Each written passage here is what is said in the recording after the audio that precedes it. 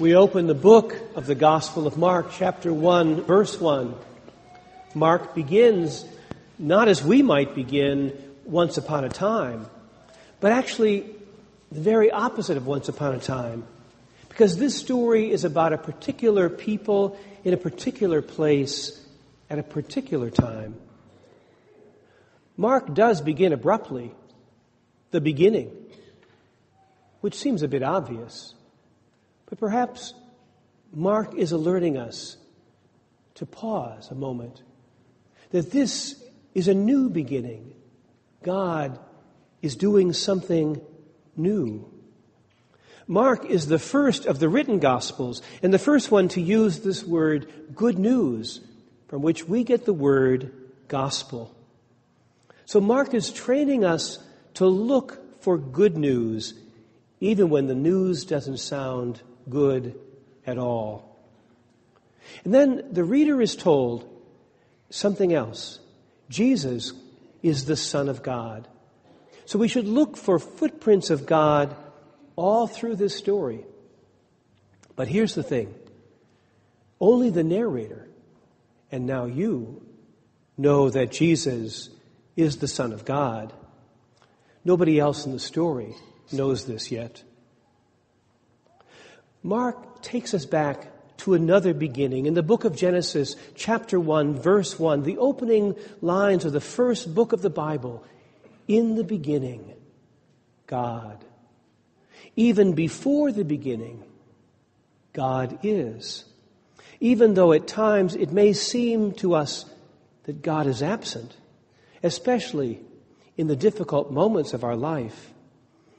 In the darkness and emptiness, we struggle to see God. But in this beginning, over the formless void, in Hebrew, tohu vabohu, what seems to be empty is in fact filled with the presence of God.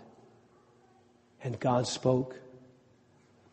So we are not surprised then that God sends a messenger in the wilderness. Mark tells us he's quoting from the prophet Isaiah, but actually he quotes from the book of Exodus. John the Baptist is introduced a few verses later, so naturally we assume that Mark means that John the Baptist is the messenger that God is sending.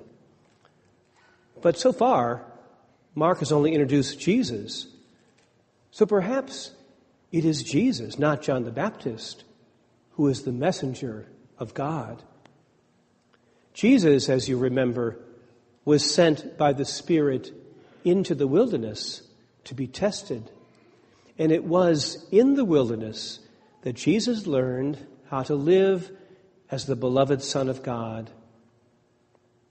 On their way out of Egypt, God led the children of Israel through the wilderness on their way to the land of milk and honey. So in the same way today, the shepherd comes to lead us along the Advent road into the wilderness, to speak tenderly to our hearts and bring us home, so that once again the glory of the Lord will be revealed and all people shall see it together. And now Mark introduces John the Baptist. He gives us two descriptions. John was clothed with camel's hair, with a leather belt around his waist. And then he tells us what he ate, locusts and wild honey. Well, the camel's hair and the leather belt are the clothes of the prophet Elijah. But why does John eat locusts and wild honey? Locusts, as you know, are similar to grasshoppers in the ancient world. Locusts were a sign of utter destruction. In the book of Exodus, one of the 10 plagues was a swarm of locusts. They're a sign of complete loss.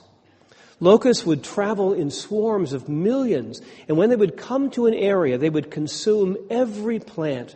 No green thing was left. No seed was uneaten. Locusts mean total destruction.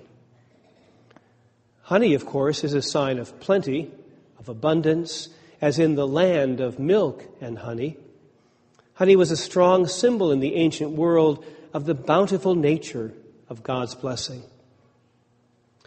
So locusts and honey represent the two sides of life.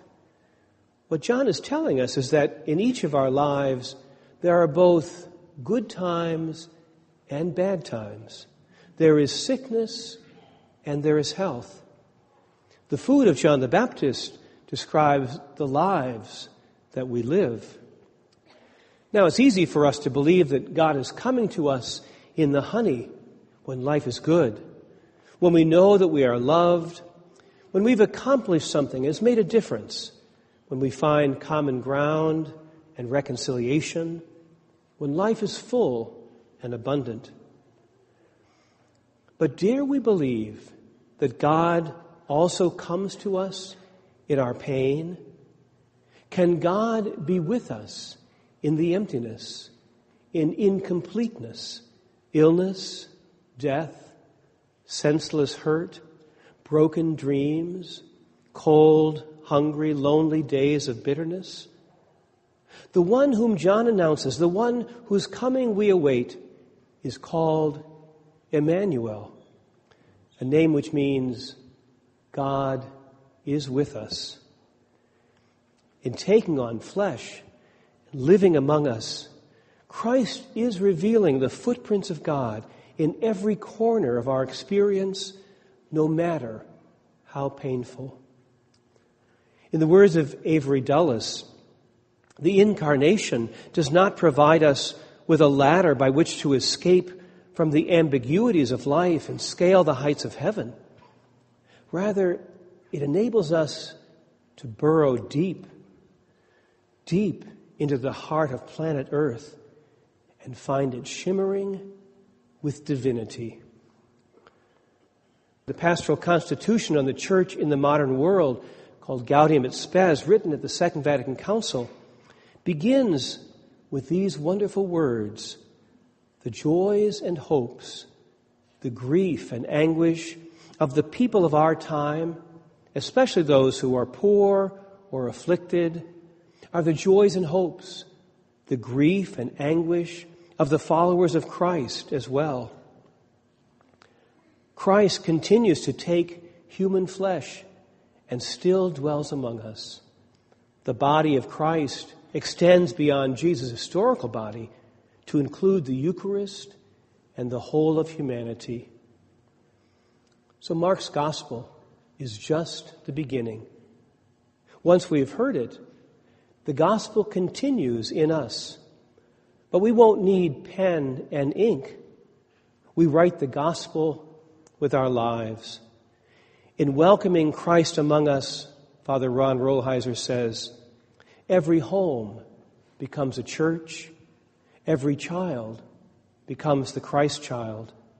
All food and drink become a sacrament, and God's many faces are now everywhere.